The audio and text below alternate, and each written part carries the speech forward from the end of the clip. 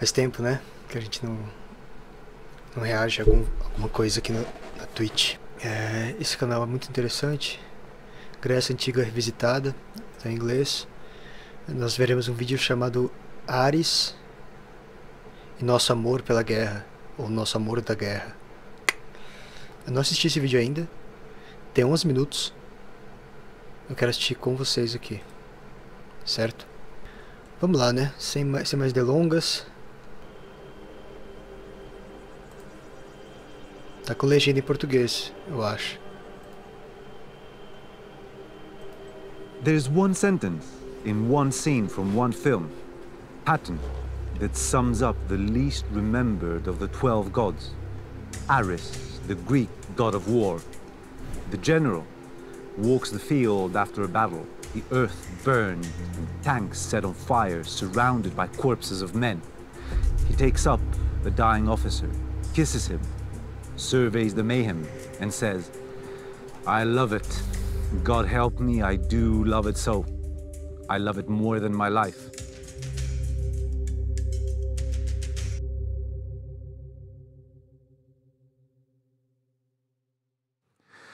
Hemingway famously said that writers who had never seen war are always and secretly jealous of those who had, and try to make war seem unimportant or abnormal or some kind of disease as a subject. Well, in reality, it was something quite irreplaceable they had missed. And apart from his equally famous bravado, it would be one of our biggest fallacies to believe that although ever present in human history, war is somehow abnormal. How can we even justify this, knowing all too well that history has shown war to be not the exception, but the rule, the norm, if you will, of human affairs? Even during peacetime, we're constantly talking of trade wars, gender wars, cultural wars, and yet to declare that war is natural makes most of us cringe. But maybe there is a way to understand war as natural without glorifying its nature, the spiritual deposit of human experience that we call mythology. Through this spiritual deposit, the Greeks have given us an image of war in the face of Ares that shows a realistic understanding of its horrors.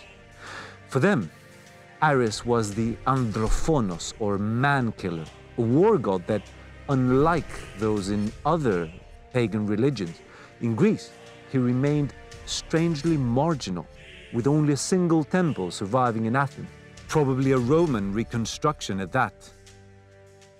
His cults were rare, and details about them are nowhere to be found. And yet, Ares was part of the 12 gods who ruled from Mount Olympus, and his footprints have remained visible to this day. A planet of our solar system is baptized after his Roman name, Mars, along with a day of the week, Mardi or Martes in French and Spanish respectively. The religious scholar Walter Friedrich Otto coined the phrase true God to describe a God that is true because he captures an aspect of life that is also true. If Ares then still occupies a place in our calendar, there must be an aspect of life that is warlike. And to understand it, we must do what modern rationalists avoid, to move our imagination into the heart of war without any prior conception of what we'll find there. Starting from Homer's Iliad, a war epic if there ever was one, a new reader might think that Ares would naturally occupy the center stage. But this is simply not so. The god is featured, of course, but his influence on events is minimal, with almost every battle he engages in resulting in his defeat. In a scene from the Fifth Rhapsody, Ares is wounded even by Diomedes, a mere mortal, and when he returns to the heavens crying in pain, complaining to Zeus about the injustice of his misfortune, the father of the gods sends him away and says, "Most hateful you are to me of all the gods, because you love only strife and war and fighting." That is the surprising image painted for Ares in the Iliad. In fact, what is noble in war was transferred to another god entirely, Athena.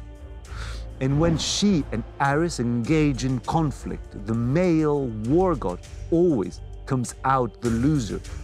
How strange for the notorious patriarchs the Greeks are supposed to have been. Yet, how realistic for a people that engaged in war as a matter of course and knew its horrors firsthand. But while this portrayal of war is enough to satisfy our pacifist ideals, it's not complete. For there is another myth mentioned by Homer in his second epic, the Odyssey. There, Odysseus, once a brave warrior who fought against Troy, now reduced to a shipwrecked, trying desperately to find his way home, hears the story of Ares and his love affair. Because it seems that beautiful girls don't just go for bad boys here on earth, but up there in heaven. For it was Aphrodite, the most desirous of the 12 immortals, goddess of sexual desire, goddess of Eros, who fell passionately in love with a barbarian war god. In yet another modern twist, Aphrodite was married to an engineer, Hephaestus, the ironsmith of the gods, ugly and lame from one leg, but an excellent provider, as he would forge every kind of jewelry that his wife set her mind on. But still, she went after the bad boy Ares, and when Hephaestus, her husband, was away on a trip, she let the war god in her marriage bed to consummate her ultimate desire. But as their limbs wrapped around each other, beauty meeting violence in a passionate embrace, the two gods began to feel something strange. Their moves became harder and harder, as if they were constrained by invisible chains, until they could move no longer. And it was all a trap, as apart from his body, Hephaestus also had the brains of an engineer, and had suspected his wife's desires. Pretending his absence, the ironsmith of the gods had devised the trap made from an invisible veil that trapped the two lovers like lustful flies on the surface of a lake. And to complete his revenge, Hephaestus let out a cry and invited the rest of the 12 gods to witness Ares and Aphrodite naked. In a unique Greek twist, Apollo, the most noble of the gods, asks Hermes, the crafty trickster, whether he would be willing to change places with Ares on the bed. Hermes replies that even knowing the shame that would befall him, he would be more than happy to exchange places just to be in Aphrodite's embrace for a single moment. The gods break out in laughter. Even by way of images, these two gods could not be further from each other. Mars is fiery, savage, master of horses, dressed in bronze, armored and shielded. Aphrodite is watery and soft, receptive and seductive. Blood, iron, rams, horses for the one, roses, pearls, and doves for the other.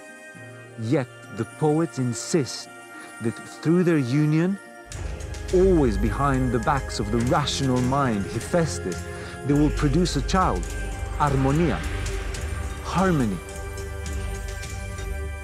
Now, what could this image mean? Could love, portrayed by Aphrodite, actually be in love with war? Remember, the myth we just recounted was first told to Odysseus, who for 10 long years had been fighting a war that started by love and through Helen's abduction by the Prince of Troy, Paris. That is ancient psychoanalysis for you, analyzing not the subject, but the phenomenon itself, which in this case appears to be the deadly entanglement of war and love. But thousands of years later, and our pacifist culture cannot even begin to imagine how the two could even be related. The General Patton, who admitted in our introduction, "I love it more than my life," was not alone in his admission, as numerous accounts by soldiers who saw action firsthand constantly describe war as not just something horrible, but something lovable as well. a member of his staff in Sicily wrote to his wife that the most beautiful sight that I ever beheld was a flaming enemy bomb that splattered itself across the side of a mountain. On the other side of Europe, and as London was bombed by the Germans, a first-hand witness wrote, I shall never forget above all things the monstrous loveliness of that one single view of London, stabbed with great fires shaken by explosion, and in yourself the excitement and anticipation and wonder that this could be all happening at all. And as much as we like to pretend that we are different, at the end of the myth just recounted, the gods appeared one by one to witness Aphrodite and Ares' love and war and embrace. And if the gods are there, then we are there. And to understand the connection between beauty and violence, love and terror, we must understand the myth. Perhaps war then, just like love, is to be apprehended on first sight at the moment when it burns the hottest. And it's only by daring to move our imagination into this fire that we might have a chance of avoiding, if not war entirely, then its worst accretions. Bom, gostei bastante. Eu não conhecia esse canal, eu deixei pra ver com vocês. Muito bom, a edição muito boa e o texto muito bom. Uma grande experiência, o conteúdo é bom e a edição muito boa, muito envolvente. Eu não tenho muito a acrescentar, né, a esse conteúdo agora de improviso, mas a relação entre Guerra e Beleza é uma relação que é para quem de fato enxerga o mundo com os olhos de um tradicionalista, é uma relação um pouco óbvia, né? A Guerra, ela tem uma beleza estarrecedora, né? Imagino, eu que nunca estive, infelizmente, né? Poucas pessoas colocariam esse infelizmente, né? Mas eu nunca estive em um cenário de guerra. Portanto, é até um pouco complicado para mim falar de guerra como eu falo sempre no canal, né? Mas enfim, imagino que o estarrecimento, né, de quem está ali contemplando tudo aquilo, especialmente agora, na época da Guerra Total, deve ser similar em muitos aspectos aquele estado, né, de alguém que está contemplando uma peça magnífica ou algo do tipo, e aquele choque, aquele temor, né, temor com T maiúsculo mesmo. Pessoas nascem e morrem hoje sem terem visto isso, especialmente aqui no Ocidente, né? A gente vê revoltas, né? A gente vê essas guerras civis entre policiais e bandidos, né? Mas isso não se compara a uma guerra de fato. Isso é guerra apenas metaforicamente, mas há sim essa relação entre a guerra e a beleza. Esse mito, né, como ele colocou, realmente ajuda a ilustrar muito bem essa relação. É impossível também não lembrar daquela famosa frase de Nietzsche, né? Assim falou Zaratustra: a vida é mulher e só ama guerreiros, né? É isso? A vida é mulher e só ama guerreiros, né? Provável que eu maratone esse canal. Essa recomendação para vocês que não conheciam também.